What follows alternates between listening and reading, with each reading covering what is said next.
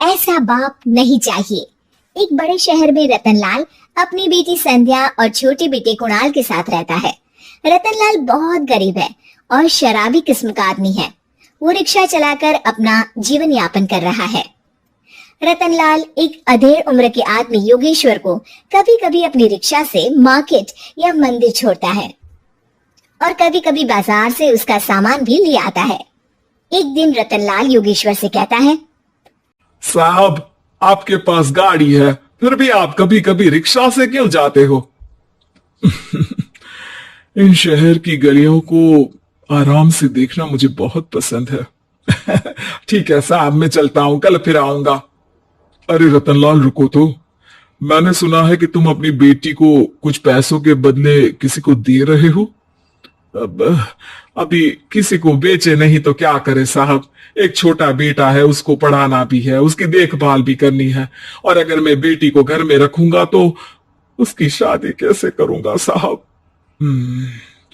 तुमको कितने पैसे मिल रहे हैं? अब 50,000 साहब। देखो मैं तुमको पूरे 20 लाख रुपए देता हूं, तुम अपनी बेटी संध्या को मुझे दे दो। है 20 लाख? धन्यवाद साहब, धन्यवाद, मैं कल ही उसे आपके पास छोड़ जाऊंगा साहब। अगले दिन रतनलाल संध्या को हमेशा के लिए योगेश्वर के यहाँ छोड़ आता है और बदले में 20 लाख रुपए लेकर घर आ जाता है। रतनलाल जिंदगी में पहली बार इतने पैसे पाकर बौखला गया। उसने एक अच्छा घर लिया। कुणाल, अब हमें कोई चिंता नहीं है, तू अब अच्छे से पढ़, खूब मन लगाकर पढ़ाई करना। पापा मुझे पढ़ाई करना अच्छा नहीं लगता। अरे तूने अगर ज्यादा बकवास की ना तो बहुत मारूंगा। कल से तू अच्छे स्कूल में जाएगा तो जाएगा, हाँ बस। कुणाल का एडमिशन एक अच्छे स्कूल में हो जाता है, लेकिन आए दिन स्कूल से शिकायत आती ही रहती है। 10 साल बाद एक दिन प्रिंसिपल मैडम रतनलाल को स्कूल में बुलाती है। रतनलाल, आपका बेटा कुणाल बहुत आवारा हो गया है और ये बिल्कुल भी पढ़ाई नहीं करता है, बल्कि उसका दिमाग गलत कामों में जा रहा है। अब मैं उससे बात करूंगा मैडम। ठीक है, आज ये आखिरी मौका है, अगली बार तो मैं उसे स्कूल से ही बाहर निकाल दूंगी। रतनलाल घर आ जाता है और कुणाल से कहता है, कुणाल बेटा, मैं तुम्हारे ऊपर इतना पैसा लगा रहा हूं, फिर भी तुम स्कूल में सही से क्यों नहीं पढ़ते हो? आप तो रहने ही दीजिए, मैं सब जानता हूं कि ये पैसा कहां से आया है। और वैसे भी अब ये पैसा मेरा है, मेरा जो भी मन होगा मैं करूंगा। आज के बाद मैं कभी स्कूल नहीं जाने वाला। रतनलाल को अपनी बेटी की याद आती है और वो रोने लगता है। 5 साल बाद कुणाल एक दिन एक लड़की को शादी करके घर ले आता है। पिताजी, ये मेरी पत्नी है स्वीटी। तुमने शादी कर ली? हाँ, शादी कर ली मैंने, दिखाई नहीं दे रहा। और अब से आप फिर से कमाना शुरू कर दो, बहुत बैठ कर खा लिया।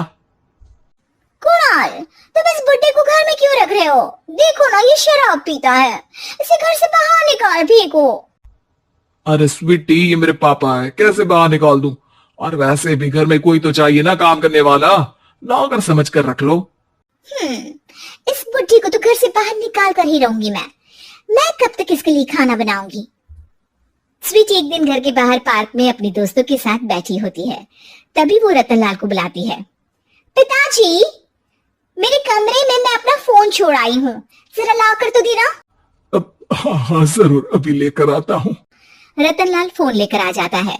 कुछ समय बाद स्वीटी के फ्रेंड्स भी चले जाते हैं। स्वीटी अंदर आकर शोर मचाती है, चोर चोर। कहाँ है चोर? मुझे तो यहाँ कुछ नहीं दिख रहा। अरे ये अलमारी खुली पड़ी है, जरूर किसी चोर ने ही खोली होगी।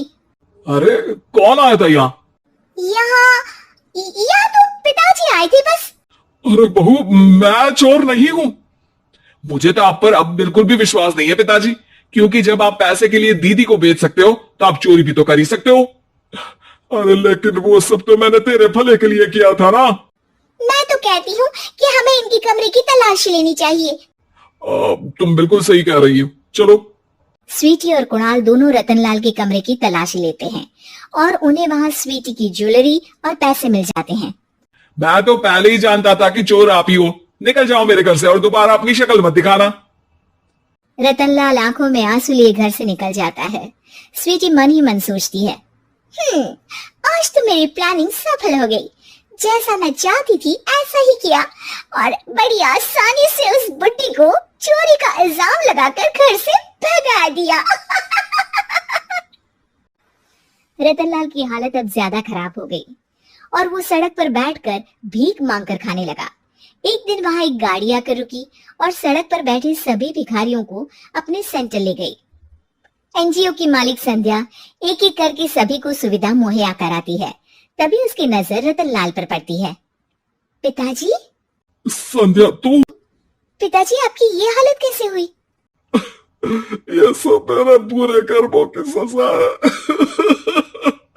जो मुझे मिल रही है। मुझे माफ कर दे बेटी।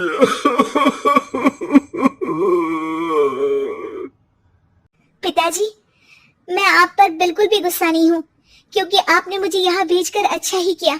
मेरी जिंदगी बदल गई। लेकिन ये सब हुआ कैसे बेटा? आप ये नए कपड़े पहनो, तब तक मैं योगेश्वर अंकल को बुला कर लाती हूँ। योगेश्वर अंकल? हाँ अंकल। योगेश्वर जी ने तुझसे शादी नहीं की थी?